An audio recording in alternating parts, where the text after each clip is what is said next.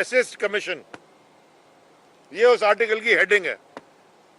वो ये कहता है, it shall be the duty of all executive authorities in the federation, यानी कि जितनी अथॉरिटीज है फेडरेशन में, ये उनकी जिम्मेदारी है, उनकी ड्यूटी है। शैल बी द ड्यूटी, मे भी नहीं, शैल बी, जरूरी, लाजिम, in the federation and in the provinces, यानी कि फेडरेशन के भी और सूबों के भी, सारे इदारों के, to assist the commissioner and the election commission in the discharge of his और देयर फंक्शंस, कि इलेक्शन कमीशन या कोई और कमीशन की जो ड्यूटीज हैं, अगर आपको बुलाया जाए, आपने उनकी मदद करनी है, बहाने नहीं बनाने। ये कानून है, पाकिस्तान का आईन है, इदारों को पाबंद किया गया है कि ये काम करें, कानून आईन के तहत। आप पढ़ लें आर्टिकल 220। एक और भी जसारत कर लूं पढ़ने की, ये है आर्टिकल 245, जिसका अक्सर जिक्र होता है टीवी पे। लोग कहते हैं आर्टिकल 245 पढ़ लें, आर्टिकल 245 में ये लिखा है। ओ भाई, लिखा क्या है वो भी तो पढ़ ले कोई। वो है फंक्शंस, ये आर्टिकल 245 है। आइन पढ़ रहा हूं भाई, आइन पढ़ रहा हूं। सबसे पहले आपने घबराना नहीं है, मैं सिर्फ आइन पढ़ रहा हूं। 245 का 1 क्या कहता है? The armed forces shall, choice नहीं है, करना ही है, मे नहीं, shall. The arm forces shall under the directions of the federal government, federal government के अहकामात पे, डायरेक्शन, हुक्म, अहकामात पे, defend Pakistan against external aggression और थ्रेट ऑफ वॉर। 100% एग्रीड। और जबरदस्त काम कर रही है हमारी फौजें, सारी अफवाज। पाकिस्तान को आइन कहता है 245 के आर्म फोर्सेस पे ये लाजिम है कि फेडरल गवर्नमेंट के अहकामात पे पाकिस्तान का दिफा करे एक्सटर्नल एग्रेशन से, कि बाहर से कोई अटैक करने आ जाए तो उसके ऊपर, और थ्रेट ऑफ वॉर, या अगर जंग का खतरा हो तो पाकिस्तान को डिफेंड करे। Directions of the federal government, federal government के अहकामात पे। और क्या कहता है? एंड और सब्जेक्ट टू लॉ, कानून के मुताबिक, act in aid of civil power when called upon to do so, कि अगर सिविलियन अथॉरिटी या सिविलियन इदारा आपसे दरखास्त करे या आपको लिखे या आपको हिदायत करे कि ये काम में आपने मदद करनी है, तो आर्टिकल 245 बड़ा क्लियर है कि आपको उनकी एड में आना होगा। जैसे कि खुदा ना खास्ता इस मुल्क में जब जलजला आया था तो इस मुल्क में कोई एनडीएमए पीडीएमए उस वक्त नहीं था, और इसमें कितनी कैपेसिटी नहीं थी किसी भी हुकूमत के इदारे में कि वो जलजला 2005 का जब आया था तो जाके लोगों को रेस्क्यू कर सके। जो लोगों की जान बचाई गई, जो लोगों को रेस्क्यू किया गया, वो हमारी बहादुर अफवाज के जवानों ने किया। जैसे कि जब सैलाब आया था, 8 वाला या अभी वाला या बीच में जितने कोई आफत आई थी, तो आर्म फोर्सेस एड कर रही थी सिविलियन अथॉरिटीज को।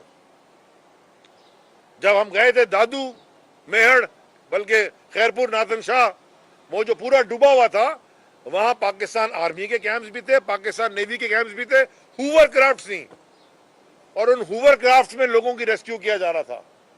सांप काट रहे थे लोगों को पानी से निकल के, उसके लिए मेडिकल कैंप्स लगाए थे हमारी अफवाज ने। सलूट हमने उनको पेश किया। इसी तरह जब इस शहर कराची में इमरान खान के दौरे हुकूमत में जब हमने ये सफाई करवानी थी, माफियाज हैं इधर, कचरे के ऊपर भी ये माफिया हैं। 2019 में मैंने जब क्लीन कराची किया था तो पाकिस्तान आर्मी का एक जबरदस्त इदारा है FWO, उनको ऑन बोर्ड लिया और उनसे ये काम करवाया था। उन्होंने आके जिससे भी करवाया, सुपरविजन उनकी थी, डायरेक्शन फेडरल गवर्नमेंट की थी। और उसके बाद जो ये सारा काम हो रहा है, जो नाले बने, गुज्जर नाला, महमूदाबाद नाला और औरंगी नाला वो एफडब्ल्यूओ ने बनाया एनडीएमए के साथ मिलके। बड़ा जबरदस्त काम किया, जबरदस्त काम किया, पक्का काम किया। महमूदाबाद नाला तो हमारे हल्के में साइडों में रोड बनी, पक्का हुआ। इलेक्शन भी यही चीज होती है भैया, इलेक्शन भी यही होता है। इलेक्शन में अगर इलेक्शन कमीशन खत लिखता है और कहता है कि हमें पैरामिलिट्री फोर्सेस की मदद की जरूरत है इलेक्शन में, तो आपको एड में आना पड़ता है। जैसे कि हमने खत लिखा इलेक्शन कमीशन को बल्दियाती इलेक्शन से पहले। इलेक्शन कमीशन, हमने प्रेस कॉन्फ्रेंस की, आप सब हजरात हमारे दोस्त मौजूद थे। उसी दिन या उसके अगले दिन इलेक्शन कमीशन ने खत भी लिखा, मिनिस्ट्री ऑफ इंटीरियर ने मना कर दिया कि या आइन की खिलाफ वर्जी हो रही है।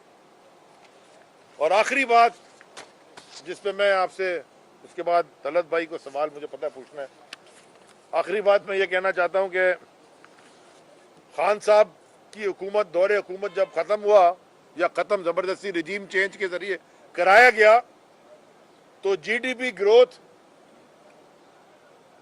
6% पे थी।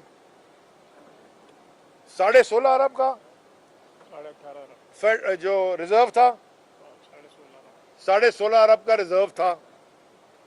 रिकॉर्ड रेमिटेंसेस यानी कि बैरून मुल्क पाकिस्तानियों की जो पाकिस्तान पैसा ऑफिशियल आ रहा था, 32 अरब डॉलर पे पहुंच गया था।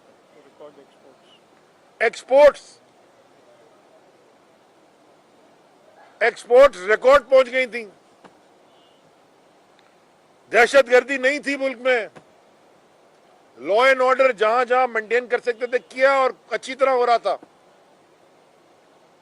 लेकिन कल एक आर्टिकल पढ़ा आपके एक साथी टीवी एंकर मशहूर जावेद चौधरी साहब, उनका, उन्होंने फरमाया कि बाजवा साहब ने शायद ये कहा है उनसे कि इमरान खान मुल्क के लिए डेंजरस थे।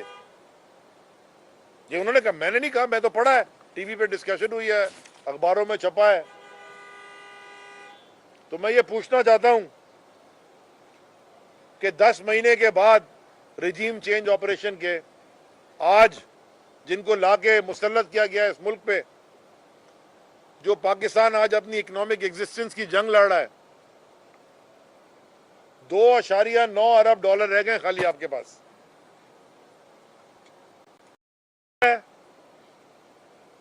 कि कुछ दिन में पंजाब में और खैबर पख्तूनख्वा में पेट्रोल के राइट्स ना शुरू हो जाएं। ये होगा क्योंकि वहां पहले, यहां तो पहले आता है ना, वहां होगा फिर यहां भी होगा, अल्लाह ना करे। वीट के राइट्स आपने देखे इस सूबे में। मुझे डर है कि पाकिस्तान की सालमियत को खतरा है। देखें, पॉलिटिकल यानी कि सियासी मुस्तहकम अगर होगा मुल्क, वो माशी भी मुस्तहकम हो जाएगा। पॉलिटिकल स्टेबलाइजेशन, इकोनॉमिक स्टेबलाइजेशन, ये ट्रेन की 2 पटरियां साथ चलती हैं, एक पटरी पे ट्रेन नहीं चलती। और वो जो ट्रेन है वो नेशनल सिक्योरिटी होती है। अगर ये पट्टियां साथ ना चलें, आपकी नेशनल सिक्योरिटी रिस्क पे आ जाती है। और आज अल्लाह ना करे हालात मुल्क के यही हैं। और वो इसाकदार, असल में इसाकदार का जो अगर आप प्रोफाइल पढ़े ना, वो प्रोफाइल उस अकाउंटेंट का ऐसा है जो माफिया बॉसेस नहीं होते थे, या हैं आज भी, कम है, लेकिन वो मुझे याद है वो 80 की दिहाई में और 90 के शुरू में न्यूयॉर्क में वो माफिया बॉसेस होते थे। मैनहट्टन का एक होता था और क्वींस का एक होता था, बड़े बड़े इटालियन माफिया बॉसेस थे। उनके जो अकाउंटेंट थे ना, जो उनकी काली वेल्थ छुपाते थे और एफबीआर से, उस तरह का ये साखदार आदमी है। उसको हमने 1 दफा नहीं 2 दफा, कितनी दफा इस मुल्क पे मईशत पे मुसल्लत कर दिया। उसके ऊपर पिछली हुकूमत में इल्जाम था कि उसने IMF से झूठ बोला, वर्ल्ड बैंक से झूठ बोला। 100 अरब $100 मिलियन का फाइन लगने लगा था पाकिस्तान को एक जमाने में, उसके झूठ पे वो बड़ी मुश्किल से निकला। वो फिर बैठा हुआ है, आई डोंट केयर, टीवी के ऊपर कर रहा है, बेवकूफ आदमी। पूरे मुल्क को आज उसने डुबा दिया है दलदल में। हम यहां तक आ चुके हैं भैया। Stop playing God. फिरौन ने भी खुदाई का दावा किया था, उसके साथ जो हुआ दुनिया ने देखा, तारीख में लिखा हुआ है। Stop playing God with this country. ये मुल्क हम सबका है, जो कैमरा के इधर बैठे उनका भी है, जो कैमरा के पीछे बैठे उनका भी है, जो टीवी पे देख रहे हैं उनका भी है, जो हमारे पुलिस वाले हैं उनका भी है, जो हमारे सरकारी मुलाजिमीन में उनका भी है, जो हमारी रोडें साफ करते हैं, बेचारे मेहनत करते हैं, मजदूर जो रोडें बनाते हैं, ये मुल्क उनका भी है। जो नीचे हमारे से गटर साफ करवाते हैं, ये उनका भी मुल्क है, उनका भी हक है, ये उनका भी मुल्क है जो हमें सिक्योरिटी देते हैं, सबका मुल्क है। इस मुल्क को सब ने मिलकर इस मुल्क को आगे लेके चलना है।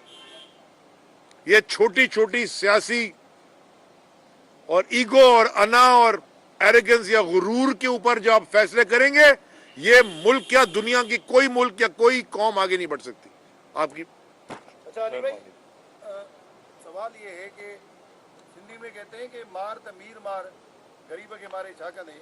आप तो अपने ही इत्तेहादी फंक्शन लीग के पीछे पड़ गए हो, इक़्तिदार में थे तो भी फंक्शन लीग के लोग तोड़े और अब भी फंक्शन लीग के ही पीछे पड़े हुए, हालांकि वो बेचारी जैसा देता उसका हाल है, वो आपके साथ खड़ी है हर सूरत हाल में। एक तो ये चीज़, दूसरा ये बताएं, मईशत पे आपने बड़ी तनकीद की, आपके पास क्या प्लान है मईशत को बेहतर करने का, क्योंकि आप लोगों के दौर में ही ये सारी मसाइल पैदा हुए। मैं आपको दोनों सवाल के जवाब देता हूँ। पहला वाला तो बहुत आसान है, बल्कि दूसरा भी आसान है। देखें, हमारे साथ जीडीए खड़ी रही, आज भी खड़ी है, फंक्शनल लीग भी हमारे साथ है और हम भी उनके साथ हैं। अगर कोई कारकुन या कोई ओहदेदार फंक्शन लीग का, मैंने भाई आपको फोन किया कि आपने मुझे किया? मैंने तो आपको नहीं फोन किया, मैं आपसे कभी नहीं मिला। अगर कोई इमरान खान के मंशूर पे आना चाहता है, मैं क्या बोलूं तुम्हारे लिए, गेट का दरवाजा बंद है, जाके वहीं रहो। जबरदस्ती किसी पे नहीं है सियासी। आज भी हमारे पार्टनर हैं, इंशाल्लाह कल भी हमारे पार्टनर रहेंगे, और साथ ही हम इस मुल्क में इस सूबे की जंग मिल के लड़ेंगे जरदारी माफिया से छुटकारे के लिए। तो इसमें घबराना नहीं है। हो सकता हमारा कोई उधर चला जाए, आते जाते रहते हैं लोग, कोई फर्क नहीं पड़ता। सियासी जमात है, कोई ये सिंध क्लब की मेंबरशिप नहीं होती कि बड़ी मुश्किल से मिले। सियासी जमातों के दरवाजे हमेशा खुले होते हैं लोग। और सबसे बड़ी, ये तो खैर हमारे मुखालिफ नहीं है, तो हमारे दोस्त ही हैं, लेकिन सबसे बड़ी जीत, देखो जीतने के दो तरीके हैं, सही है, आप सुने, दो तरीके हैं, या अपने मुखालिफ को शिकस्त दे दो, या अपने मुखालिफ को कन्विंस कर लो कि वो आपकी तरफ, आपके मौक़िफ़ पे आ जाए। तो हमारा ये दूसरा तरीका बेहतर है। लड़ाई जंग नहीं है, अखाड़ा नहीं है, सियासी अखाड़ा है, उसमें जंग जीत ऐसे जाती है कि अगर आपके मुखालिफ, ये तो दोस्त है, मुखालिफ अगर आपकी तरफ आपकी राय में हमंगी मिलाने लगे तो ये आपकी जीत है। दूसरा बड़ा मजे का सवाल है, हर वक्त पूछते हैं लोग आपका क्या प्लान है। भाई साहब, हमारा कोई ना कोई प्लान तो होगा ना। जो भी मैंने आपको फिगर्स बताए, ये स्टेट बैंक के फिगर्स हैं और सारों को पता है कि ये फिगर्स ठीक थे और हमने करके दिखाया। तो ये प्लान ऐसे तो नहीं दिखाया जा सकता, लेकिन आपको बैठ के इसके ऊपर भी कभी पूरी माशी टीम के साथ प्रेस कॉन्फ्रेंस कर देंगे। ये हमारे माशी एक्सपर्ट है बिलाल। मैं एक चीज ऐड कर दूं तलत भाई, कि 2018 में जब हमारी हुकूमत आई थी, तभी है ना, आप उस वक्त के जितने इकोनॉमिक एक्सपर्ट्स हैं उनका आप तज्जिया निकाल लें, उस वक्त ही मुल्क डिफॉल्ट होने के करीब था। बिल्कुल 2018 जून में पाकिस्तान की तारीख का सबसे बड़ा करंट अकाउंट डेफिसिट $19.5 बिलियन का ये छोड़ के गए थे। जो उन्होंने 2013 से 2018 में डॉलर को आर्टिफिशियल मैनेज किया और तकरीबन $25 बिलियन खर्च कर दिए डॉलर के रेट को मैनेज करने में, जिससे आपके पिछले 5 साल में ना एक्सपोर्ट्स बढ़ी, इंपोर्ट्स को आर्टिफिशियली सस्ता रखा गया, गैस सेक्टर का सर्कुलर डेट बढ़ता गया, पावर सेक्टर का आपका सब्सिडीज देने की वजह से आपका पावर और गैस सेक्टर का सर्कुलर डेट बढ़ता गया। और मजे की बात है कि वन टाइम पेमेंट 450 अरब रुपए की पेमेंट करने के बावजूद आपका रिकॉर्ड ये गैस सेक्टर पे खसारा छोड़ के गए। 2019 में हमने तमाम हमारे फ्रेंडली कंट्रीज, मल्टी डोनर से डेट रिस्ट्रक्चरिंग करवाई, और आपने देखा कि जब कोविड आया तो जो कोविड में हमारी पॉलिसी थी कि पूरी दुनिया में इकोनॉमिक तबाही हो गई, और हमने कोविड में बेहतरीन पॉलिसी से हमने जो हमारी हिकमत मिली थी, स्ट्रेटेजी थी कि कोविड की स्ट्रेटेजी को पूरे दुनिया के 3 बेहतरीन स्ट्रेटेजीज में इसको रिकॉग्नाइज किया गया। आईएमएफ, वर्ल्ड बैंक और इंटरनेशनल फोरम्स ने मिसाल देते थे कि किस तरह पाकिस्तान ने कोविड की स्ट्रेटेजी को अडॉप्ट करके कोविड से इस मुल्क को निकाला गया। उस वक्त आपको याद था, सब लोग कहते थे कि लॉकडाउन कर दें, बंद कर दें, और हमने उस वक्त बिजनेसमैन, इंडस्ट्रियलिस्ट को स्पेशल पैकेज देके इस इकोनॉमिक क्राइसिस से हमने इस पाकिस्तान को निकाला। एक इधर से फिर एक इधर से, एक जी सर। जमाली साहब सीनियर तो है, हमारे भी बड़े सर। मेरा सवाल ये है कि 2-3 मुल्क में बड़े इशू अभी जो जारी हैं, मुल्क में 7वीं आदमशुमारी हो रही है, उसको आप कैसे देखते हैं? कराची में या पूरे मुल्क में ज़मीनी इलेक्शंस हो रहे हैं जिसमें आप हिस्सा भी ले रहे हैं, जिसमें आप उसका पार्ट हैं। अच्छा, आदमशुमारी के हवाले से मेरा सवाल ये है कि कहा ये जा रहा है कि इस आदमशुमारी के बुनियाद पर आगे आपने ही फैसला किया था, आपकी गवर्नमेंट का ही फैसला है, मैं चेयर था कमेटी का। तो उसमें ये इम्कान है कि आदमशुमारी के बाद नई हल्का बंदियों की बात होगी, फिर नए वोटर लिस्टों की बात होगी और आम इलेक्शन डिले हो सकते हैं। इस आदमशुमारी के बुनियाद पे आम इलेक्शन को कुछ अरसे के लिए डिले किया जा सकता है। आप कैसे देख रहे हैं? देखिए, ये पूरा गेम जो मेरे ख्याल में मीटिंग हुई थी, ये जुलाई या अगस्त में हुई थी।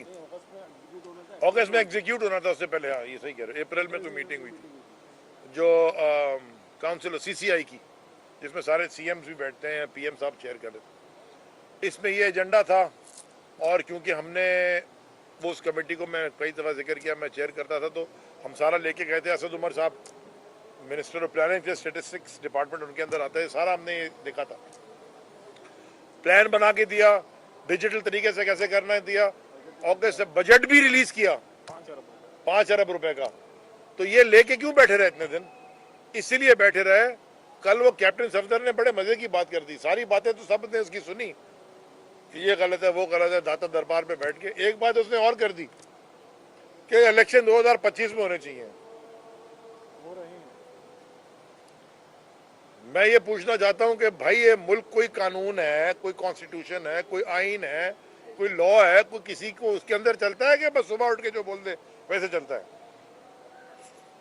जो कल, इसी से मैं ऐड कर देता हूं, जो कल जावेद चौधरी साहब का जो आर्टिकल आया है, तो क्या मैं दरख्वास्त नहीं करूं सुप्रीम कोर्ट के चीफ जस्टिस से, आजिज़ाना दरख्वास्त नहीं करूं? क्या आपको प्रेसिडेंट ऑफ पाकिस्तान ने भी खत लिखा कि आप इस रिजीम चेंज का जो पूरा ड्रामा हुआ था, वोट ऑफ कॉन्फिडेंस का, नो कॉन्फिडेंस का, उसके ऊपर एक कमीशन बना के इसकी तहकीक करें? अब तो बात खुल के सामने आ गई ना। अब तो उन्होंने कह दिया कि जी वो डेंजरस था, वो तो इंटरफेरेंस भी सामने आ गई। चीफ जस्टिस ऑफ पाकिस्तान साहब, मैं आज से हर रोज टीवी शो में जो भी मिलता है, आखिरी बात मैं ये करता हूँ, आज भी यही कर लेता हूँ, आपसे हाथ जोड़ के गुजारिश कर रहा हूँ, इस मुल्क के कानून के तहत उसको चला लें, ये ना करें। और अगर आप खामोश रहेंगे, देखें, जुल्म अगर हो रहा हो और ताकतवर कोई बैठ के जुल्म देख रहा हो, तो वो एडर एंड अबेटर ही हो जाता है। आपका बहुत बड़ा मर्तबा है, पूरी कौम आपसे एक्सपेक्ट करती है कि आप ये जितने केसेस इतने सारे पड़े हुए हैं, और इसमें जो खास बड़े बड़े केसेस हैं, खुदारा उनको देखें। नैब का केस बहुत बड़ा केस है, सब माफ करवा रहे हैं, देखें। इलेक्शन का तो चले, एक बड़ा अच्छा फैसला आया, हमने वेलकम किया, इलेक्शन करवाए ना, करवाए इलेक्शन, अपनी मर्जी का केयरटेकर तो ले आयो। हमारा काम था अदालत में चैलेंज करना, वो हम कर चुके हैं, लेकिन आप करवाएं इलेक्शन, डेट दें। और जो आखिरी आपने बात की इलेक्शन की, देखें ज़िमनी इलेक्शन की, बड़ा इंटरेस्टिंग है। वो काश लेटर में लेके आता, दिखाता आपको, नेशनल असेंबली से लेटर सबको आया, हमें भी आया, कि जी आपने 11 अप्रैल 2022 को इस्तीफा दिया था, और आपका इस्तीफा 11 अप्रैल 2022 से एक्सेप्ट हो गया, from the date herewith, यानी कि उसी दिन से एक्सेप्ट हो गया। चलो जी ठीक है, बड़ी मेहरबानी, हम तो खुद दे के आए थे। लेकिन लेटर की तारीख है जुलाई 17, 2023, तो यही कॉन्स्टिट्यूशनल वायलेशन है। अगर आपने उस वक्त एक्सेप्ट करना था तो करते, हम तो कह रहे थे, अब आपने नहीं किया, अब हम कह रहे अच्छा नहीं कर रहे, तो वापस आ रहे, तो आप कह रहे उस दौरान इतने दिन पाकिस्तान में 10 महीने इन सारे हल्कों में एमएनए कौन था? 45 दिन से ज्यादा कोई हल्का छोड़ नहीं सकते आप, कॉन्स्टिट्यूशन की फिर वायलेशन है। तो ये तमाशा लगा हुआ है। जी सर। सर हाँ, journalist journalist sir sir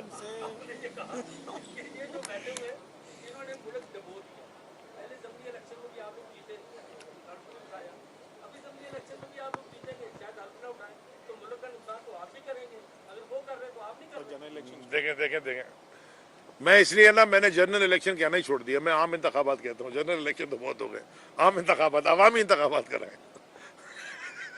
Talat भाई समझ, चल आपको समझ आ रही है। देखें, दो पॉलिटिक्स थी, एक जो ये कर रहे हैं पावर पॉलिटिक्स, कुछ भी कर लो, मर जाओ, बिक जाओ, लुट जाओ, बर्बाद जो हो जाए, हमें इक़्तिदार में टंगे रहने दो, बस ना छोड़ो। इमरान खान साहब ये पॉलिटिक्स, पावर पॉलिटिक्स तो मुशर्रफ जमाने में कर लेते तो फिर वहीं आ जाते। वो तो खुद कई दफा कह चुके मरहूम मुशर्रफ साहब, उस वक्त भी हो चुका था ना। पावर पॉलिटिक्स नहीं की, ये तब्दीली की पॉलिटिक्स है। अगर पावर पॉलिटिक्स करते तो ना नेशनल असेंबली से 11 अप्रैल को इस्तीफा देते, ना खैबर पख्तूनख्वा में जहां 2/3 से हमारी हुकूमत थी, फुल पावर थी, वहां से इस्तीफा देते, या ना इस्तीफा देते पंजाब असेंबली से। जीत के आए थे भाई, दोबारा बाई इलेक्शन कराया, इन्हीं की हुकूमत में फिर भी जीत गए। देखिए, इस्तीफे हमने दिए क्योंकि दुनिया में एक और उसूल है, रिटन नहीं है लेकिन प्रैक्टिस ये है कि अगर कोई वोट ऑफ कॉन्फिडेंस लूज कर जाता है या वोट ऑफ नो कॉन्फिडेंस आ जाता है और वो नहीं सस्टेन कर सकता, वो स्नैप इलेक्शन हो जाते हैं वहां पे। ये वेस्टमिनिस्टर फॉर्म ऑफ डेमोक्रेसी है। यहाँ पे वो तो बोरिस ने तो खाली वो ब्रेग्जिट में ही करवा लिया, पहले करवा लिया। इंग्लैंड में भी हो गया, वहीं से आया ना आपका कानून, ये पार्लियामेंट्री फॉर्म ऑफ गवर्नमेंट। तो ये दुनिया में होता है। हमने फोर्स करने के लिए हमने कहा भाई ताकि ये ना हो गया हम इक़्तिदार में, हम असेंबली से जा रहे हैं, इक़्तिदार से भी जा रहे हैं, लेकिन बता दिया कि अवाम का मैंडेट, अवाम की पावर किसके पास है। फिर इलेक्शन करवाओ ना भाई, वो हुकूमत में बैठे हो, करवाओ। इलेक्शन से कोई सियासी जमात कैसे भागती है? ये इसलिए भाग रहे क्योंकि इनको पता है कि अवाम का रुझान किस तरफ है। आखिरी आपके मुखालफिन का ये कहना है कि अभी तक पीटीआई लाडली है जिसके बायस मुख्तलिफ अदालतों के फैसले उनके हक में आ रहे हैं। क्या अभी तक आप बड़ी लाडली जमात है जिसको आप गोलियां चलाते हैं। बड़ी लाडली जमात है जिसका प्राइम मिनिस्टर एक्स FIR नहीं कटवा सकता। कौन मुखालिफिन की बातें करते हो यार, बात की बातें करनी भी नहीं थी। सर लास्ट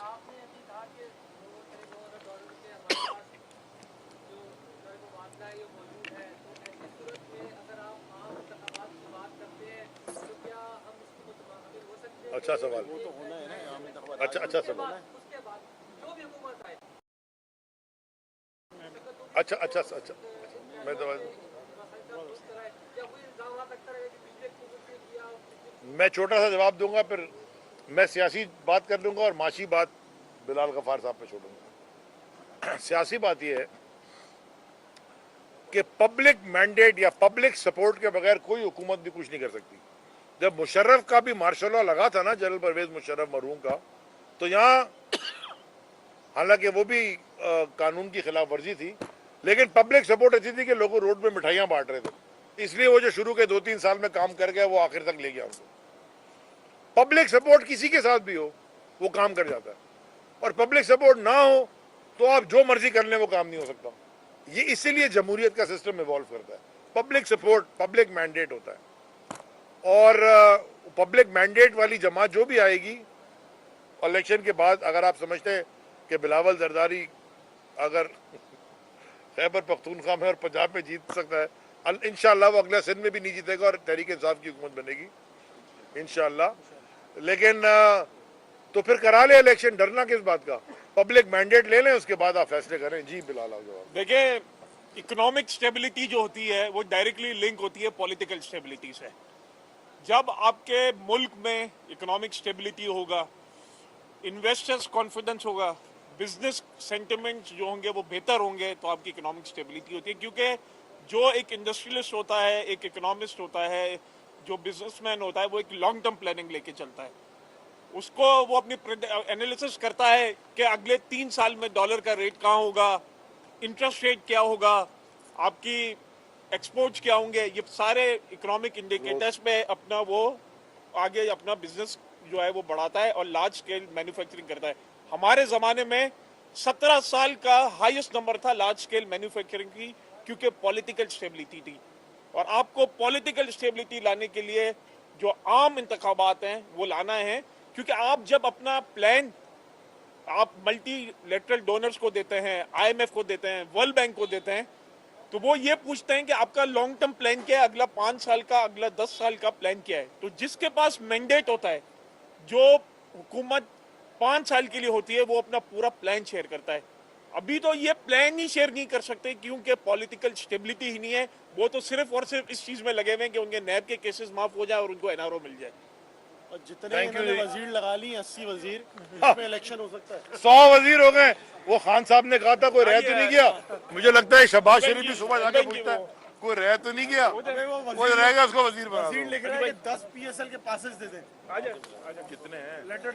आ जाओ भाई, बारी बारी, ये पीछे कर लो। नजदीक बुला ले, इधर बुला